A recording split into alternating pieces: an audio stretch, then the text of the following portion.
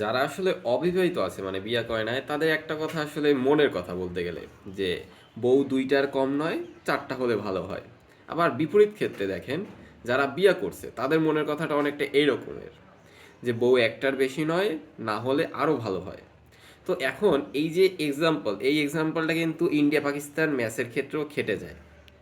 কারণ দেখেন এই যে ইন্ডিয়া পাকিস্তান ম্যাচ হওয়ার আগে এতটা হাইপ তৈরি হয় যে হ্যাঁ একটা হাই ভোল্টেজ ম্যাচ হবে, সবাই তো ধূলিসাৎ করে দেবে, যে সবাই বিনোদন পাবে, অস্থির লেভেল একটা ম্যাচ হবে।